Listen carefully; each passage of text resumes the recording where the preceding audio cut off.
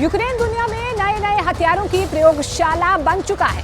Putin ने Ukraine की सबसे बड़ी लड़ाई से पहले अपने एक अचूक अशस्त्र यूक्रेन की जमीन पर लॉन्च कर दिया। हथियारों के हजारों सालों के इतिहास में ये पहली बार हो रहा है जब बारूदी सुरंग जमीन से नहीं आसमान से धमाका कर रही है। पुतिन के इस अचूक अस्त्र से यूक्रेन में कोहराम मचा हुआ है। दूसरी तरफ प्रिगोजिन की मौत का राज अभी भी बरकरार है।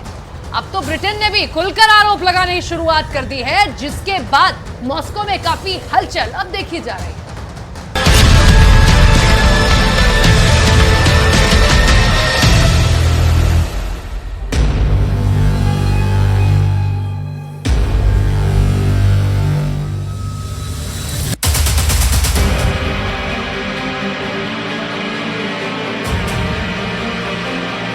यूक्रेन के युद्ध में एक नए हथियार ने दुनिया को हैरान कर दिया है।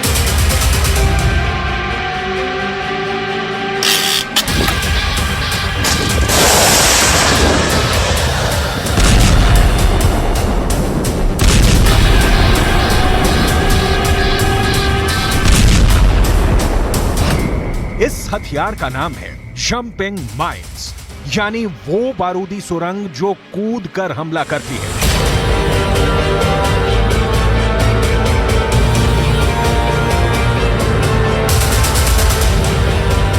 सुनकर तो बड़ी हैरानी होती है, क्योंकि आज तक हमने यही सुना था कि बारूदी सुरंग जमीन में बिछी होती है।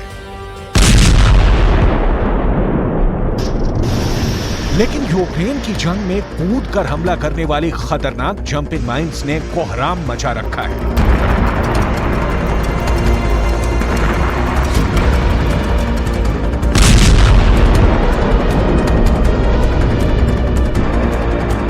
आखिर क्या है ये जंपिंग माइन और कैसे रूस ने जंपिंग माइन का खतरनाक इस्तेमाल किया है, ये आपको आगे बताने वाले हैं। इसके साथ ही बात करेंगे प्रिगोजिन की मौत के रहस्य की। पुतिन जल्द से जल्द प्रिगोजिन की मौत के चैप्टर को क्लोज करना चाहते हैं, लेकिन इस पर ब्रिटेन के प्रधानमंत्री सुनक ने भी बयान दे दिया है। इसके अलावा नाटो ने भी प्रिगोजिन की मौत पर चौंकाने वाला बयान दिया है। क्या है प्रिगोजिन की मौत की असली वजह? बड़े खुलासे हम करने वाले हैं। लेकिन सबसे पहले बात होगी जंपिंग माइन्स की। हम बात करेंगे पुतिन के इस नए हथियार की। अब तक आपने ऐसी लैंड माइन्स के बारे में सुना और देखा होगा जो जंग के मैदान में जमीन में लगा दी जाती हैं, और जब दुश्मन का काफिला जंग के मैदान से गुजरता है तब लैंड माइन के ब्लास्ट से टैंक और सेनाओं के परखच्चे उड़ जाते हैं।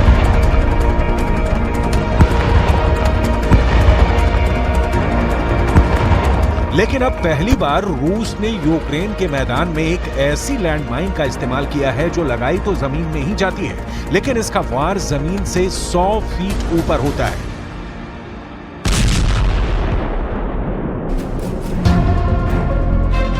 ये पुतिन का वो खतरनाक हथियार है जिसको यूक्रेन में रूस की सेना आजमा रही है।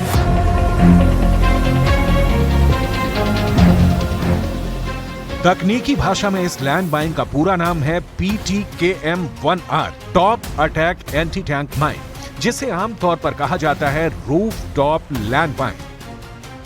ये लैंड माइन कैसे काम करती है आप वीडियो को देखकर भी समझ सकते हैं। दरअसल इस रूफ टॉप लैंड माइन को जमीन में छुपा कर रखा जाता है। इसमें आगे की तरफ एक छोटी मिसाइल होती है।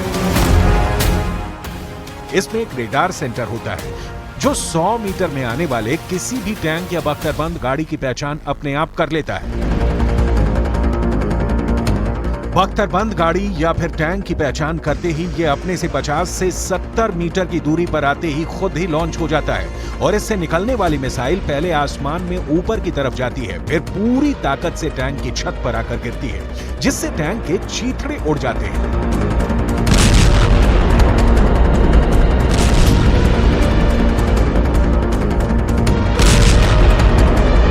इस roof top anti tank mine की सबसे बड़ी विशेषता ही यही है कि टैंक पर ऊपर से हमला करती है, क्योंकि टैंक की छत हमेशा टैंक की अगल बगल की दीवारों के मुकाबले पतली होती है, और यही टैंक की सबसे बड़ी कमजोरी भी होती है।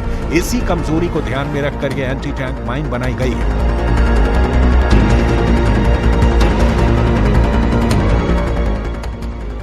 जैसे ही कोई टैंक इस रूफटॉप लैंडमाइन की 50 से 70 मीटर की दूरी पर होता है, ये ऊपर से खुल जाती है और इसके अंदर मौजूद मिसाइल आसमान में 100 फीट तक पहुंचती है और इसके बाद नीचे जमीन पर मौजूद टैंक पर आसमान से टूट पड़ती है और इसकी स्पीड इतनी ज्यादा होती है कि ये ट्रक के फौलादी स्टील के अंदर भी 7 सेंटीमीटर तक छेद कर सकती है। इसके वार से किसी भी टैंक का बचना बहुत मुश्किल होता है। टैंक के अलावा भी ये रूफटॉप एंटी टैंक लैंडमाइन बख्तरबंद गाड़ियों के लिए भी काल साबित हो रही है। साल 2020 में इस खतरनाक हथियार को पुतिन ने अपनी सेना में शामिल किया था और 26 अप्रैल 2022 को ये रूफटॉप लैंडमाइन यूक्रेन में ज़ेलेंस्की की आर्मी के खिलाफ इस्तेमाल की गई थी।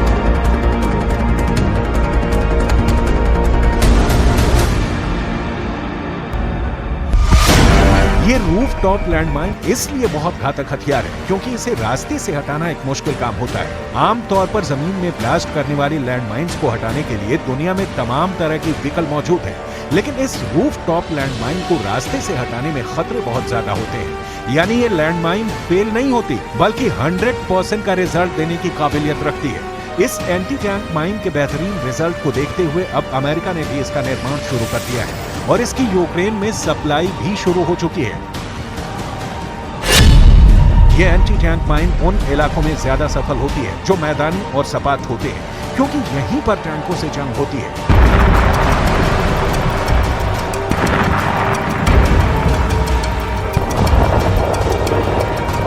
नाटो के लेपर्ड जैसे खतरनाक टैंकों से निपटने में इस तरह की लैंडमाइन काफी कारगर मानी जाती रही है। पुतिन यूक्रेन को एक के बाद एक नए हथियारों का टेस्टिंग ग्राउंड बना रहे हैं, लेकिन नाटो के एक पूर्व राजदूत की तरफ से एक कड़ा बयान दिया गया है। नाटो के एक पूर्व राजदूत की तरफ से दावा किया गया है कि प्रिगोजिन को इसलिए मारा गया क्योंकि प्रिगोजिन ने यह सच बोल दिया था कि यूक्रेन के अंदर रूस बुरी तरह से हार रहा है।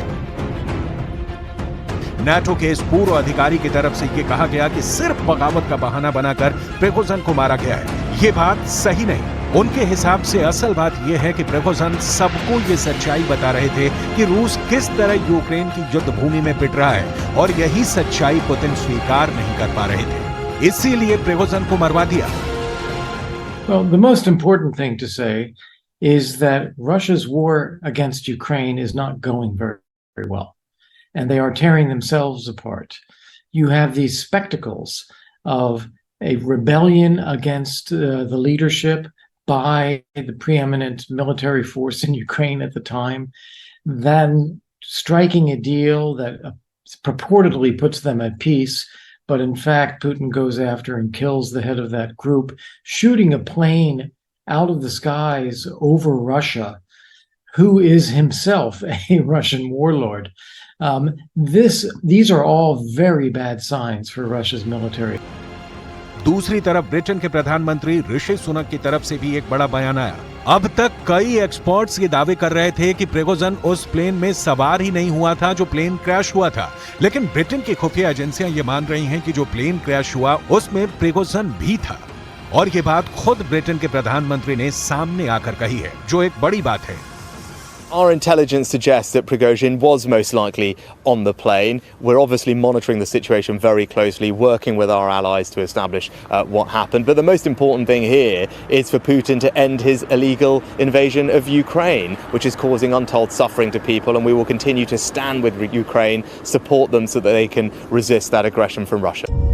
दूसरी तरफ रूस के अंदर प्रिगोजिन को लेकर जांच और गहरी हो रही है। रूस की सिक्योरिटी एजेंसी को इस जांच का जिम्मा सौंपा गया है और अब एजेंसी ने बताया है कि विमान में सवार 10 लोगों के शवों को निकाल लिया गया है और अब उनकी जांच करके पता लगाया जाएगा कि प्लेन के अंदर कौन-कौन थे। यानी रूस की सुरक्षा एजेंसी इस बात का पूरा प्रमाण भी इकट्ठा कर रही है कि प्लेन में प्रिगोजिन थे या फिर नहीं। Следственный комитет России продолжает расследование уголовного дела по факту авиационного происшествия в Тверской области. В ходе первоначальных следственных действий на месте падения самолета обнаружены тела 10 погибших. Для установления их личностей проводятся молекулярно-генетические экспертизы. Следствием изъяты бортовые самописцы. Продолжается детальный осмотр места происшествия. В настоящее время также изымаются предметы и документация, имеющие значение для установления установления всех обстоятельств авиакатастрофы будут назначены необходимые судебные экспертизы. Следствием будут тщательно проверены все возможные версии произошедшего. नाटो के पूर्व राजदूत की तरफ से भी यही बात कही गई है कि रूस की कही गई हर बात पर भरोसा करना ठीक नहीं है। पहले ये जानकारी सामने आनी जरूरी है कि प्लेन में मौजूद रहे 10 लोगों की पहचान क्या थी और विमान का ब्लैक बॉक्स भी सामने आना जरूरी है। We cannot trust anything that the Russians release as fact. They will put out whatever they want to put out, regardless of whatever it is that they find on the ground, who the bodies are, what the black box. लेकिन यहाँ सबसे अहम बात यही है कि जो विमान क्रैश हुआ वो भी प्रिगोजिन का ही विमान था और सवाल यही है कि आखिर प्रिगोजिन के विमान में जहां सारे लोग प्रिगोजिन के ही खास थे वहां आखिर कैसे प्लेन क्रैश हो गया। आखिर क्या लापरवाही हुई, क्या ये मानवीय भूल थी या फिर प्लेन से छेड़छाड़ की गई थी। सवाल ये भी है कि क्या कोई ऐसा भी था जो प्रिगोजिन की टीम के अंदर था लेकिन उसने प्रिगोजिन से ही गद्दारी कर दी।